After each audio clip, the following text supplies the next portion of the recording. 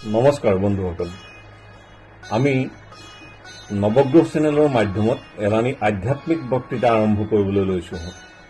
মানৱ জীৱন আৰু সমাজ জীৱনত বৈদিক দৰ্শনৰ প্ৰভাৱ আৰু ইয়াৰ প্ৰায়োগিক দিশ এই দুয়োটাই বিশেষভাৱে আমাৰ আলোচনাৰ মূল বিষয়বস্তু হ'ব। এই আলোচনাত আপোনালোকৰ মতামতসমূহো গুৰুত্বপূৰ্ণ বিবেচিত হ'ব। আশা কৰোঁ আমাৰ এই ক্ষুদ্ৰ প্ৰয়াসক আপোনালোকৰ সহযোগিতাৰে আমাক ধন্য কৰিব।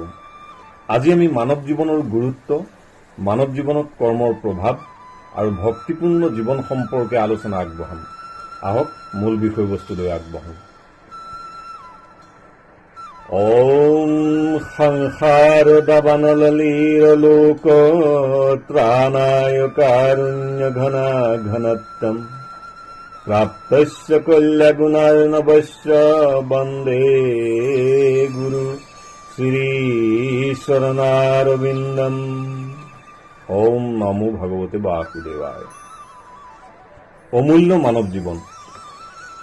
সনাতন বৈদিক ধৰ্মধাৰাত সমস্ত বৈদিক শাস্ত্ৰসমূহে এই পৃথিৱীত সৰ্বমুঠ 84 লক্ষ জীৱৰাশিৰ অস্তিত্ব স্বীকাৰ কৰি লৈছে। জলচৰ, উদ্ভিদ, কীট পতংগ, পক্ষী, চতুষ্পদী প্ৰাণী আৰু বান্দৰ। জীৱাত্মাই এই বিভিন্ন প্ৰজাতিৰ জীৱদেহত ক্ৰম অনুযায়ী দেহান্তৰী হৈ হৈ অৱশেষত অমূল্য মানৱ জীৱন লাভ কৰে। অৰ্থাৎ একেটা দিব্য আত্মাই এজোপা গছত আয়ুসৰ এটা নিৰ্দিষ্ট সীমা অতিক্ৰম কৰাৰ ফলস্বৰূপে তাতকৈ অলপ উন্নততৰ জীৱদেহত প্ৰৱেশ কৰাৰ সক্ষমতা লাভ কৰে। ক্ৰমোন্নতিৰ এই ধাৰা অব্যাহত থাকে চক্ৰাকাৰে। আত্মাৰ এই ক্ৰমোন্নতিৰ ফলস্বৰূপে লাখ লাখ বছৰৰ পাছত জীৱাত্মাই বিভিন্ন প্ৰজাতিৰ স্থাৱৰ ও জংগম শৰীৰ অতিক্ৰম কৰি আহি মানৱ শৰীৰ লাভ কৰে। মানৱ জীৱনৰ উদ্দেশ্য ও লক্ষ্য। লক্ষ লক্ষ বছৰৰ কঠোৰ সাধনাৰ ফল শ্ৰেষ্ঠ মানৱ জীৱন। এই শ্ৰেষ্ঠ মানৱ জীৱন লাভ কৰাৰ ফলত জীৱাত্মাই এটা উৎকৃষ্ট মানৱ শৰীৰ, শক্তিশালী কৰ্মক্ষম ইন্দ্ৰিয়, বুদ্ধি আৰু সবাৰো উপৰি এটা উত্তম বিবেক আৰু সত্তা লাভ কৰে। উত্তম বিবেক আৰু শ্ৰেষ্ঠ মানৱ সত্তা লাভ হোৱাৰ বাবে জীৱৰ ব্ৰহ্ম জিজ্ঞাসা হয়। এইটো এটা স্বাভাৱিক প্ৰক্ৰিয়া। মাত্ৰ জড় প্ৰকৃতিৰ গুণকেইটাৰ তাৰতম্যৰ বাবে প্ৰত্যেক মানুহৰে একে সময়তে এই তত্ত্বৰ প্ৰকাশত সময়ৰ ব্যৱধান দেখা যায়। মই কোন, মই ক'ৰ পৰা আহিছো, মোৰ প্ৰকৃত স্থিতিনো কি ইত্যাদি প্ৰশ্নবোৰ অন্তৰত জাগ্ৰত হোৱা আৰু ইয়াৰ প্ৰকৃত সমাধানৰ পথ বিচৰাটোৱেই হ'ল ব্ৰহ্ম জিজ্ঞাসা। এই ব্ৰহ্ম জিজ্ঞাসাৰ শুদ্ধ সমাধানৰ বাবে বৈদিক সাহিত্যৰ উজ্জ্বল ৰত্ন শ্ৰীমদ্ভাগৱত গীতাত ভগৱান কৃষ্ণই তিনিটা মুখ্য পথৰ তত্ত্বোপদেশ দান কৰিছে জীৱাত্মাৰূপী অৰ্জুনক: কৰ্মযোগ, জ্ঞানযোগ আৰু ভক্তিযোগ। জীৱৰ বিবেক ও উত্তম সত্তাৰ দ্বাৰা জ্ঞান আহৰণ কৰা অৰ্থাৎ জ্ঞানযোগ আচৰণ কৰা। জীৱৰ শক্তিশালী কৰ্মক্ষম ইন্দ্ৰিয়সমূহক কৰ্মত ব্যস্ত ৰখা অৰ্থাৎ কৰ্মযোগ আচৰণ। জীৱৰ হৃদয়ত অৱস্থান কৰা বুদ্ধিক ভক্তিত নিৰত ৰখা অৰ্থাৎ ভক্তিযোগ আচৰণ। কৰ্মৰ দ্বাৰা সৰ্বভূতৰ হিত সাধন, জ্ঞানৰ দ্বাৰা সৰ্বভূতত সমত্ব দৰ্শন আৰু ভক্তিৰ দ্বাৰা সৰ্বভূতত প্ৰেম বা প্ৰীতি সাধন। এয়াই হ'ল মহান ভাগৱত ধৰ্ম। জীৱই সৰ্বান্তঃকৰণে এই ভাগৱত ধৰ্মত অৱস্থান কৰাটোৱেই মানৱ জীৱনৰ মূল উদ্দেশ্য। শৰীৰ, মন, বাক্যৰ দ্বাৰা সম্পূৰ্ণৰূপে ভাগৱত ধৰ্মত অৱস্থান গ্ৰহণ কৰিব পৰাটোৱেই জীৱৰ পৰম শ্ৰেয়স। ইয়াৰ দ্বাৰা জীৱৰ কৰ্মবন্ধন ছেদন হৈ পুনৰ্জন্মৰ অৰ্থাৎ জন্মচক্ৰৰ হাত সাৰি মোক্ষত্ব প্ৰাপ্তি ঘটে। কৰ্মবন্ধন নাশ কৰি মোক্ষ প্ৰাপ্তিৰ দ্বাৰা পুণ্যকাম ভগৱান সচ্চিদানন্দৰ শ্ৰীচৰণ কমলৰ পৰম আশ্ৰয় গ্ৰহণ কৰাটোৱে মানৱ জীৱনৰ লক্ষ্য। কৰ্মবন্ধননো কি? ওপৰত উল্লেখ হৈ আহিছে যে এটি সনাতন আত্মাই 84 লক্ষ জীৱদেহত বিচৰণ কৰি ক্ৰম অনুসৰি মানৱ শৰীৰ লাভ কৰে। এই সকলো কৰ্ম আৰু কৰ্মফল অনুপাতে সংঘটিত একোটা স্বাভাৱিক ঘটনা মাত্ৰ। পূৰ্বজন্মৰ কৰ্মৰ ফল অনুসৰি বৰ্তমান জীৱন পৰিচালিত হয়। বৰ্তমান জীৱনতো জীৱই কৰ্ম কৰিবলৈ বাধ্য হয়, কাৰণ কৰ্ম নকৰাকৈ কোনো জীৱন বৰ্তি থাকিবই নোৱাৰে। জীৱন বৰ্তাই ৰখাৰ স্বাৰ্থত বিভিন্ন ভাল বেয়া কৰ্মত নিজক সঁপি দিয়া যায়, আৰু কৰ্ম অনুপাতে ফল লাভ কৰি জীৱই জন্মচক্ৰৰ ঘূৰ্ণায়মান আৱৰ্তত বান্ধ খাই পুনঃ পুনঃ এই কৰ্মময় সংসাৰত অহা যোৱা কৰি থাকে অনন্ত কাললৈ। কাৰণ কৰ্মও নিশ্চিত আৰু কৰ্মফলো নিশ্চিত। ইয়াকে জীৱৰ কৰ্মবন্ধন বুলি কোৱা হয়। শ্ৰীমদ্ভাগৱত গীতাত কৰ্মফলক 3 ভাগত বিভক্ত কৰিছে: আৰব্ধ, প্ৰাৰব্ধ আৰু অনাৰব্ধ। কৰ্মনো কি? সনাতন আত্মাক জড়বন্ধনৰ বান্ধোনেৰে বান্ধি ৰাখি অনন্তকাল সংসাৰ যাতনা ভোগ কৰোৱা কৰ্ম নামৰ এই সমুদ্ৰ বিষৰ সংজ্ঞানো কি হ'ব পাৰে? জীৱই কিয়নো এই কৰ্মৰ পাকচক্ৰেৰে সাঙুৰ খাই থাকে? এনে বহুতো প্ৰশ্নৰ উত্তৰ বিচাৰিয়েই বৈদিক সাহিত্যসমূহৰ সৃষ্টি হৈছে, আৰু ইয়াৰ পৰা উদ্ধাৰ পোৱাৰ চেষ্টাও অব্যাহত আছে। প্ৰকৃতাৰ্থত কৰ্মক 2টা প্ৰধান ভাগত পোৱা যায়: বাস্তৱিক কৰ্ম আৰু আধ্যাত্মিক কৰ্ম। এটাৰ দ্বাৰা শৰীৰ ধাৰণ আৰু আনটোৰ দ্বাৰা আত্মাৰ উৎকৰ্ষ সাধন। এই দুয়োটা যেতিয়া পৰম ব্ৰহ্মৰ উদ্দেশ্যে সমৰ্পিত হয়, আৰু তেতিয়াই ইয়াক যজ্ঞ আখ্যা দিয়া হয়। এই যজ্ঞ অথবা কৰ্মক শ্ৰীমদ্ভাগৱত শাস্ত্ৰত প্ৰধানতঃ 3 প্ৰকাৰত বিভক্ত কৰিছে: কৰ্ম, অকৰ্ম আৰু বিকৰ্ম। শ্ৰীমদ্ভাগৱতৰ সংজ্ঞামতে সনাতন ধৰ্মৰ বেদত উল্লিখিত ও কৰণীয় বুলি ঘোষণা কৰা জীৱৰ কল্যাণৰ অৰ্থে যিসমূহ কৰ্তব্যৰ বিধান দিয়া আছে তাকে কৰ্ম বুলি কোৱা হয়। বেদগ্ৰন্থত যিবোৰ কৰ্ম নিন্দনীয় ও বৰ্জনীয় বুলি ঘোষণা কৰা হৈছে তাকে অকৰ্ম বুলি কোৱা হৈছে। আৰু বিকৰ্ম হ'ল বেদবিহিত কৰ্ম নকৰা অৱস্থাটো, যিটোৰ দ্বাৰা পাপহে আৰ্জন হয়। কৰ্মৰনো স্বৰূপ কি? আগতে উল্লেখ কৰা হৈছে যে জীৱ মাত্ৰেই কৰ্ম সম্পাদন কৰিবলৈ বাধ্য।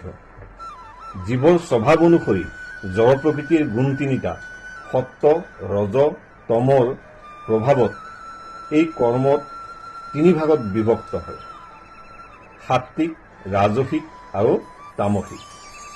যিহেতু কৰ্ম আৰু কৰ্মফল দুয়োটাই নিশ্চিত, গতিকে কৰ্মৰ গুণ অনুসৰি জীৱাত্মাই শৰীৰ ধাৰণ কৰি ফল ভোগৰ বাবে এই সংসাৰ যাত্ৰা পুনঃ পুনঃ অব্যাহত ৰাখিবলৈ বাধ্য।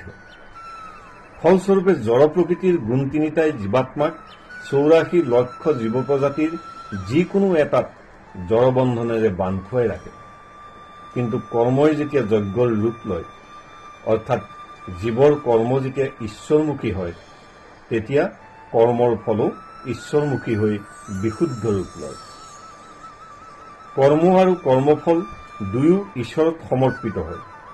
কৰ্ম, কৰ্মৰ দোষ, কৰ্মৰ ফল, আনকি কৰ্তা স্বয়ং সকলো ভাল বেয়া প্ৰতিক্ৰিয়াৰ পৰা মুক্ত হৈ কৰ্মবন্ধনহীন হয়। কৰ্মবন্ধনহীন হোৱাটোৱেই কৰ্মৰ স্বৰূপ। এই অৱস্থাত জীৱ প্ৰকৃতিৰ গুণ 3টাৰ পৰা সম্পূৰ্ণৰূপে মুক্ত হৈ উঠে। কৰ্মৰ দ্বাৰা যাতে পৰমপদ লাভ হয়, বন্ধনত পৰিবৰ বাবে কৰ্মৰ অনুষ্ঠান নহয়, সেয়েহে বন্ধনহীন হ'ব পৰাটোৱেই কৰ্মৰ স্বৰূপ। কৰ্মৰ বিচাৰ। সনাতন হিন্দু ধৰ্ম ব্যৱস্থাত কৰ্মই হ'ল আটাইতকৈ স্পৰ্শকাতৰ বিষয়।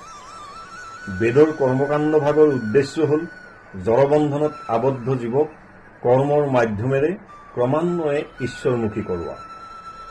কিন্তু ত্ৰিতাপ্লিষ্ট জীৱই বেদৰ এই গুহতত্ত্বক বুজিব নোৱাৰি স্বৰ্গমুখী চিন্তাত আবদ্ধ হৈ জন্মচক্ৰৰ আৱৰ্তৰ ভিতৰতে সোমাই থাকে। জীৱৰ এনে অৱস্থাকে জড়োপাসনা আৰু কৰ্তাজনক জড়োপাসক বুলি কোৱা হয়। বেদৰ কৰ্মকাণ্ডৰ উদ্দেশ্য উপলব্ধি কৰিব নোৱাৰি বহু লোকে কৰ্ম ত্যাগ কৰি সন্ন্যাসীৰ অৱস্থা অৱলম্বন কৰে। সেই গীতাত অৰ্জুনৰূপী সমূহ ত্ৰিতাকৃষ্ট জীৱাত্মাক উপদেশ দি ভগৱানে নিজেই এই ব্যৱস্থাটোৰ অস্বীকাৰ কৰি কৈছে যে হে অৰ্জুন, কৰ্ম ত্যাগৰ দ্বাৰা জীৱৰ নৈষ্কৰ্ম্য অৰ্থাৎ বিকৰ্ম পাপ অৱস্থা প্ৰাপ্ত হয়। আনকি সন্ন্যাসৰ দ্বাৰাও জীৱৰ মুখ্যত্ব প্ৰাপ্তি নঘটে, বৰং কৰ্ম ত্যাগৰ পাপহে আৰ্জন হয়। এই একেটা তত্ত্বকে মহাবৈষ্ণৱ নিমি মহাৰাজক নৱসিদ্ধই কৰ্মতত্ত্বৰ দ্বাৰা বুজাইছে। আনহাতে বেদ কল্পতৰুৰ অমৃত ৰস শ্ৰীমদ্ভাগৱতত কোৱা হৈছে যে যিজনে একান্তভাৱে মুকুন্দৰ পাদপদ্মক নিজক সমৰ্পণ কৰিছে তেওঁৰ আৰু কৰণীয় আন একোৱেই নাথাকে। অৰ্থাৎ জীৱই যেতিয়া পূৰ্ণকাম ভগৱানৰ শ্ৰীচৰণ কমলত আত্মসমৰ্পণ ভক্তিৰ মাধ্যমেৰে সম্পূৰ্ণৰূপে ভজনা কৰিবলৈ সক্ষম হ'ব, তেতিয়া জীৱৰ জড় প্ৰকৃতিৰ ত্ৰিগুণ বন্ধন নাশ হৈ নিৰ্গুণ অৱস্থা প্ৰাপ্ত হয়। এনে অৱস্থাত জীৱৰ সমস্ত কামনা বাসনা লোপ পাই পূৰ্ণতা প্ৰাপ্ত হয়। পানীৰে পৰিপূৰ্ণ পাত্ৰত নতুনকৈ পানী ভৰোৱাৰ প্ৰয়োজন নথকাৰ দৰে এনে জীৱৰো জড়জাগতিক কামনা বাসনা নিঃশেষ হৈ পূৰ্ণকাম হয়। গতিকে এনে জীৱৰ বেদোক্ত কৰ্মৰ প্ৰয়োজন একেবাৰেই নাথাকে। কাৰণ বাসনা পূৰণৰ প্ৰয়োজনতহে কৰ্মত লিপ্ত হ'ব লগা হয়। বাসনা নাথাকিলে কৰ্মও প্ৰয়োজনহীন। মহাপুৰুষ শ্ৰীমন্ত শংকৰদেৱে কীৰ্তনত এই তত্ত্বৰেই প্ৰকাশ কৰিছে। দেহত যাৰ নাহি অহংকাৰ, কৰ্মত তাৰ নাহিকে বিচাৰ। কিন্তু পূৰ্ণতাপ্ৰাপ্ত এনে জ্ঞানী জীৱকো কৰ্ম সম্পাদন কৰিবৰ বাবে শ্ৰীমদ্ভাগৱত গীতাত পূৰ্ণকাম ভগৱানে উপদেশ দিছে এনেদৰে: সক্তা কৰ্মণ্য বিদাংশু যথা কুৰ্বন্তি ভাৰত, পুৰুজাত বিদাংশ তথা সক্ত চিকীৰ্ষু লোক সংগ্ৰহম। হে ভাৰত, অজ্ঞানী পুৰুষসকলে যেনেদৰে কৰ্মফলত আসক্ত হৈ বেদোক্ত কৰ্মসমূহ সম্পাদন কৰে, ঠিক একেদৰে কৰ্মফলত অনাসক্ত হৈ লোকশিক্ষাৰ উদ্দেশ্যে জ্ঞানী পুৰুষে তেনে বেদোক্ত কৰ্মৰ অনুষ্ঠান কৰি থাকিব। এই একেটা উদ্দেশ্যতে মহাপুৰুষ মাধৱদেৱে তেৰাৰ ঘোষাপুথিত কৰ্ম সম্পাদনৰ কৌশল ঘোষণা কৰিছে। দৈৱকী পুত্ৰৰ পদ সেৱা কৰ্ম এহি মানে মাত্ৰ। অৰ্থাৎ যি কৰ্মই কৰা হওক সকলো ঈশ্বৰ প্ৰীতিৰ উদ্দেশ্যেহে কৰিব লাগে। সেই জ্ঞানীসকলে কৰ্ম ত্যাগ নকৰি ঈশ্বৰ প্ৰীতিৰ বাবে লোকশিক্ষাৰ বাবে কৰ্মফলত অনাসক্ত হৈ কৰ্ম সম্পাদন কৰে। ইয়াকে বুদ্ধিযোগ বুলি কোৱা হয়, গীতাৰ নিশ্চয়াত্মিকা বুদ্ধি। এই মহান বৈষ্ণৱ তত্ত্বৰ আঁত ধৰিয়েই ভগৱান শ্ৰীকৃষ্ণই মহাজ্ঞানী উদ্ধৱক উপদেশ দিছে, এতেকে উদ্ধৱ তুমি এৰা বেদপন্থ। শ্ৰীমদ্ভাগৱত। পাঠকসৱে নিজে বিচাৰ কৰি চাওক, কাৰণ ভগৱানে নিজ মুখে ইয়াৰ সমাধান দিছে। শ্ৰীমদ্ভাগৱত গীতাত ইয়ঃ শাস্ত্ৰবিধিমুৎসৃজ্য বৰ্ততে কামকাৰত ন সিদ্ধিম ৱাপ্নতি ন সুখম ন পৰাম গতিম।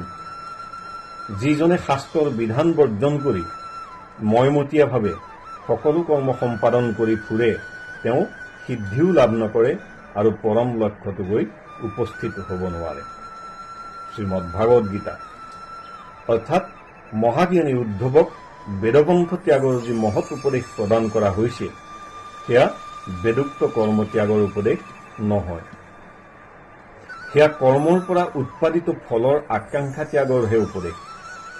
জ্ঞানী বৈষ্ণৱৰ প্ৰতি ভগৱানৰ পোনপটীয়া নিৰ্দেশ, কৰ্ম ত্যাগ নকৰিবা, ফল বাঞ্ছা নকৰাকৈ কৰ্ম সম্পাদন কৰা, কাৰণ জীৱৰ কৰ্মতহে অধিকাৰ, ফলত নহয়।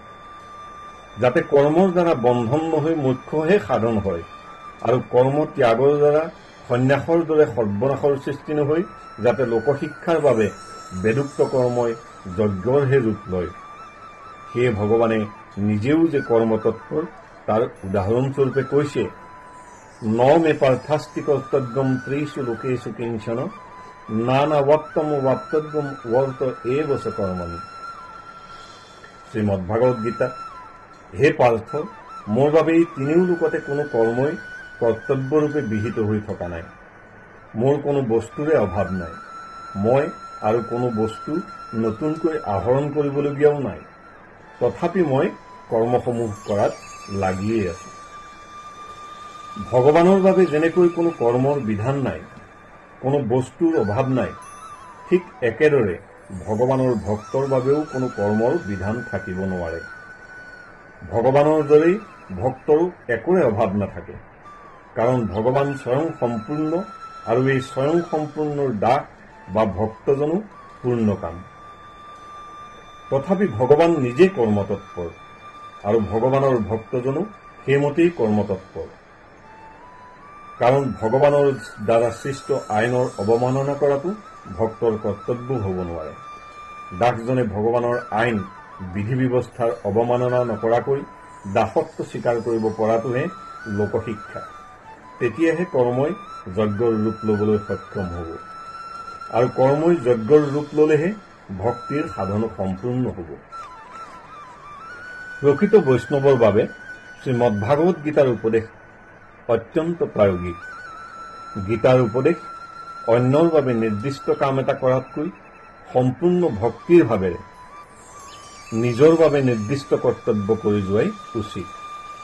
বাস্তৱিক স্তৰত প্ৰকৃতিৰ গুণ তিনিটাৰ প্ৰভাৱত মানুহৰ যি শাৰীৰিক আৰু মানসিক অৱস্থা আহি পৰে, তালৈ লক্ষ্য ৰাখি কৰ্তব্য কৰ্মসমূহ নিৰ্দিষ্ট কৰি দিয়া আছে।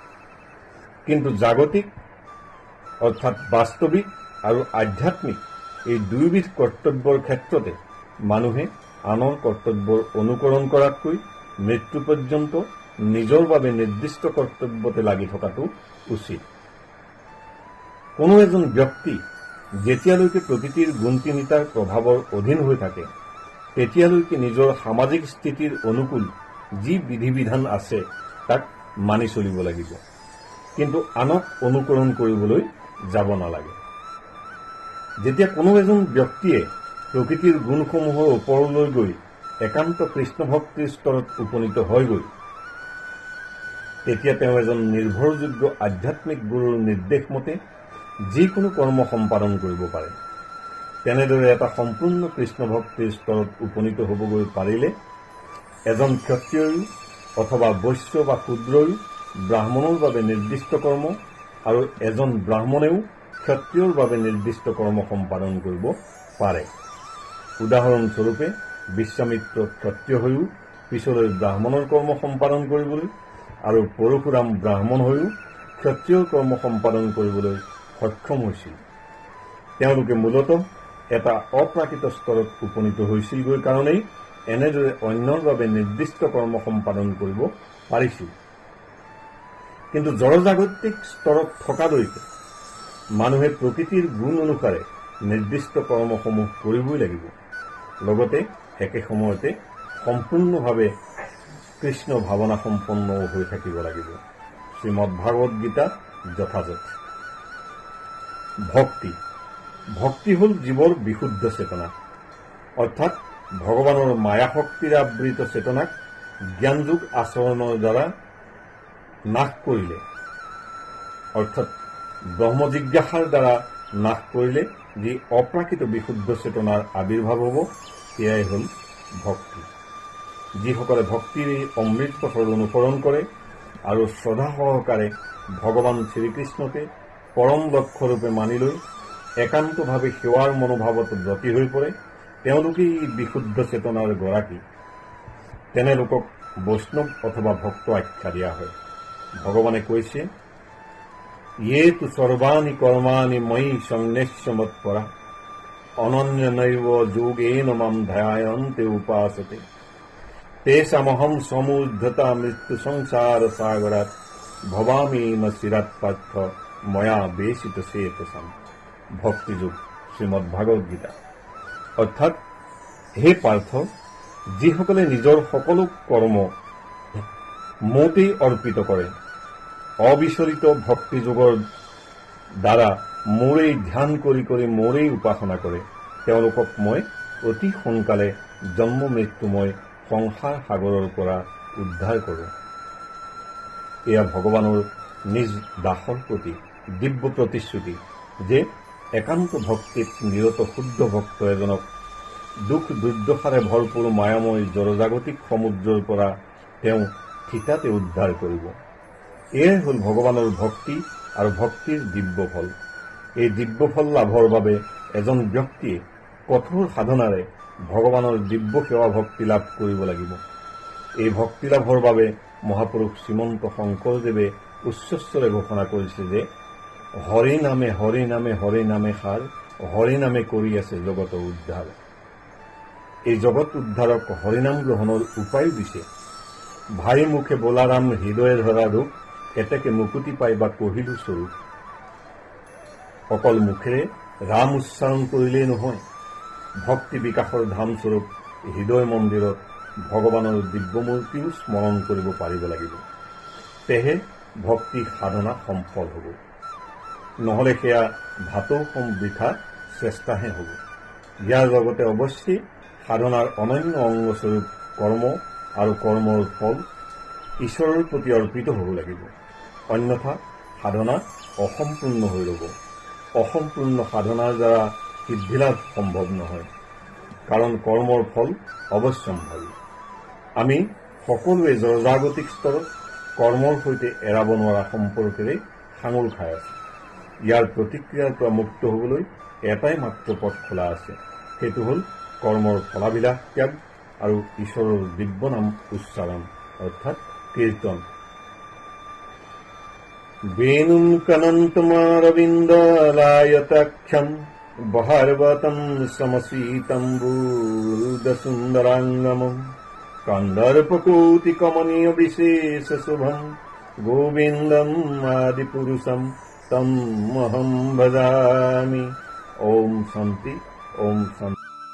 বন্ধুসকল, আধুনিক মানৱ সমাজ আজি অতি বিপৰ্যস্ত, কাৰণ আধুনিক সভ্যতা আধ্যাত্মিক তত্ত্বজ্ঞানবিহীন এক জড় সভ্যতা সমগ্ৰ পৃথিৱীজুৰি জাগতিক সুখভোগ, জাগতিক শিক্ষা আৰু কেৱল অৰ্থনৈতিক উন্নতিৰ প্ৰতিযোগিতাত অন্ধ। আধুনিক মানৱ সমাজত সনাতন ধৰ্মধাৰাৰ বৈদিক শাস্ত্ৰসমূহৰ প্ৰায়োগিক নীতি নিৰ্দেশনাৰ প্ৰয়োজন যে আছে, আমাৰ এইলানি বক্তৃতাৰ উদ্দেশ্যৰ গুৰুত্বও ইয়াতেই নিহিত। আপোনালোক সদৌতিলৈকে ধন্যবাদ।